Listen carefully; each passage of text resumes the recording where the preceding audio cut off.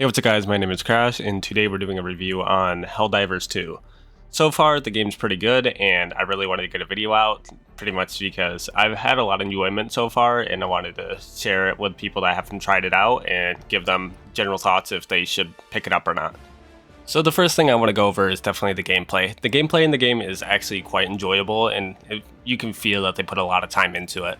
Like, everything feels nice, like the movement system, the shooting of the bugs, or even the androids. Like, all the guns feel really nice that I've used so far. Like, they all have their own like uses, and same with like the special weapons that you can get in the game.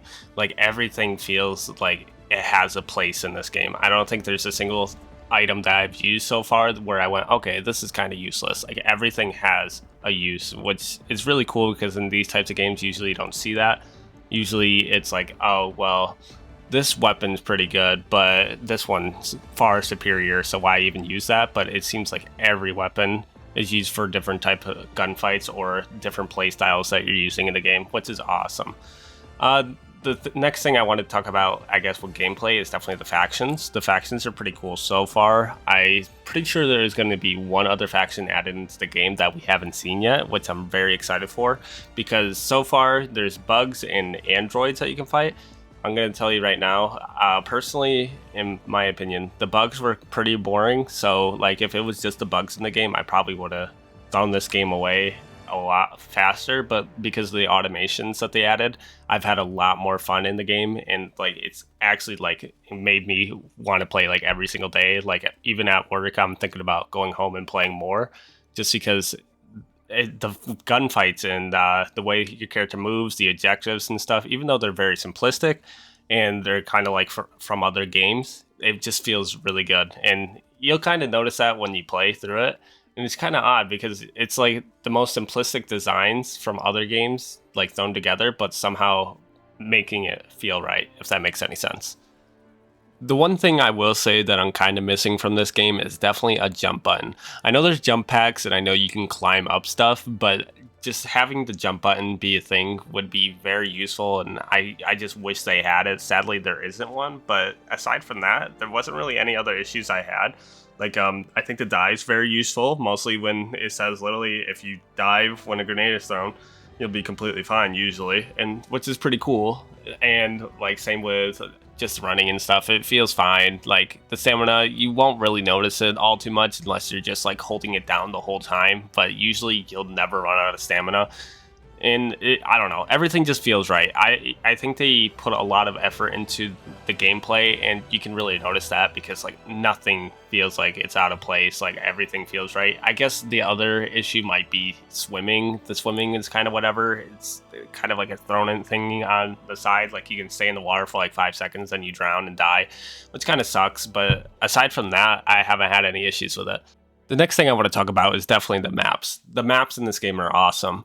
You can go from just like a plains biome to a snowy like biome to even a jungle to like a Mars-looking biome. It's awesome. Like, there's so many different types of maps that you can go to, and it makes everything look so cool. Like, every environment looks 10 times different from the other, which is really awesome.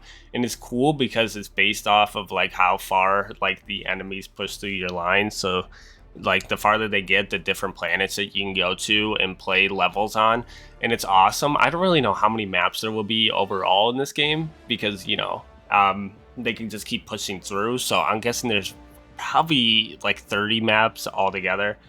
Maybe not, we'll see by like the game's progression, because we haven't really seen the progression yet, so we haven't seen every single map in the game, but I'm guessing there's like 30 different planets that you can go to, which is really cool, and it's something you don't really expect, but it's awesome to see all these different maps and like all these different environments that all have like different things that affect you in different ways, shapes, forms, stuff like that. I don't know, it's awesome, and I hope at some point in time with the planets that you fight the automations on and planets you fight the bugs on, those can like somehow like switch around at some point in time. So like in the jungle, I might fight the androids the one time, but actually the next time you end up fighting the bugs there, which would be pretty cool. I don't know how hard that would be because I'm guessing they set up the planets for set enemies, but it would be pretty cool to see like that difference, if that makes any sense. But aside from that, yeah, the maps are really cool. They all look really nice. Like if you look at any of them, you'll notice that they put a lot of effort into them, and I don't know, they just are nice. Now let's get into my biggest gripe with this game. There's one other one that I have a major issue with that I'll go over in a second, but this is the biggest one. It's definitely the performance and stuff. This game has a lot of issues where either your game crashes, you can't find players, or you can't literally get into the game at all, which is really annoying. And I know they are just starting up the server, so we're gonna have these issues, but it really sucks because I've had multiple times where I've sat at the home screen for like 5 to 10 minutes, just keep clicking to try to join and restarting the game over and over again before it even lets me play, which really sucks. And it's something you don't want to see, mostly when you don't have that much time in the day. You don't want to be sitting there for 5 to 10 minutes when these missions take like 30 to 40 minutes. If you only get an hour a day to play, it really sucks that you have to spend 10 minutes of that time just sitting there clicking to try to play the game that you want to play. So you end up switching off to a different game because of it. But aside from that issue, there has been a couple of crashes, and there's been a couple times where they kick you from your groups, and it really sucks because it's already hard enough to try to find teams, because for some reason when you press the join teams, at least on the PC side, I don't know if it's like this on the PlayStation, but it literally can't find a lobby. So I'll be sitting there for like another 5 minutes trying to find a group to play with. So all this time really racks up, and you'll notice how much time you're wasting trying to find groups. Like today, I just didn't want to sit there for another 5 minutes waiting for me to find a group, so I tried a solo match and I had no fun at all because I find the enjoyment by playing with groups. So it really sucks that it kind of forced me to play solo. The only other major gripe I definitely have with the game is definitely the Battle Pass. The Battle Pass wouldn't be too bad if the game didn't cost $40 and then expect you to spend $10 more to have something on the side. Now, the Battle Pass has some major stuff in it, like 3 different guns. I don't know why and who decided that guns should be behind a paywall. And I know people will say you can earn these credits so you can get them for free technically. I don't give that excuse to these types of games. Even if you can earn the credits and get it for free, it doesn't push it to the side, and because most people are going to spend that $10 just because they don't want to grind it out to get those items. And mostly at the beginning of your game's life cycle, it should definitely be free for the first 2 to 3 months for any type of content.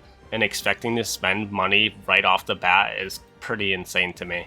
At least that's how I feel about like these store systems and stuff. They could have had the store and had a couple items in there to buy. I would have been completely fine with that. But having a pass with set guns and stuff to get is a whole different level of, okay, that's pretty insane.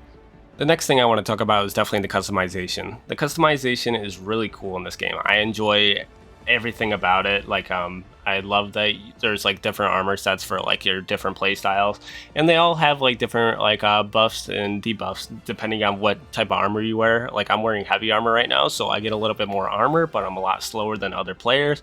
But like there's other ones that make you a little bit faster, but it makes you die a lot quicker if you get hit by an enemy, which is really cool. It's something that they didn't really need, but it's something that is just there to add to the gameplay, which is awesome because they really didn't need it, but it's cool to see, at least. Now, the last thing I want to talk about is definitely just a suggestion, and that is crossovers. I would love to see crossovers in this game from like different franchises like Mass Effect, where you can fight like the Geth or Reapers or something and do like a month-long event with it, and have like a little pass for it where like maybe you can get Alliance or Cerberus armor, stuff like that. Or they can do it with first party studios like Horizon, where you can have like robotic dinosaurs, or you can have like enemies from Ratchet and Clank, or zombies from their other games. Like it doesn't really matter where they get it from, but it would be awesome to see that. And it would not only just pull in new players, it will bring back old players to check out like different updates. And I guess they don't really have to do that, but it would be a cool route to keep this game alive and fresh with like new content. So like if they're trying to make the live service route for PlayStation, which is what they're trying to do right now, because that's what all their games are being based around right now, that would work perfectly, because you'd have a whole bunch of different shit that a lot of people are interested in, just all in one game. So it's kind of like a Fortnite, but in Helldivers kind of sense, which would be kind of weird but fun in a way, if that makes any sense. But overall, is it worth it? I would say yes, it definitely is. This game has a lot of great content, like the gunplay is really enjoyable, the maps are awesome, everything looks really nice, even the players are really cool. Like most of the time whenever I played with a player, everyone's super nice and they'll even teach you stuff if you don't understand it, which is awesome because most communities won't do that. Most of them will just be like, okay, well, fuck off, go find it out yourself. But it's just really cool to see that like a community actually came together and is actually working together to understand how the game works, which really keeps these types of groups surviving on the internet and like keeps the game alive and makes a lot of like enjoyable experiences, at least for me personally.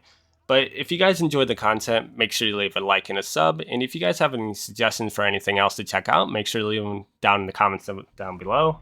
And I'll make sure to check it out as fast as possible. And I'll see you guys next time. See ya.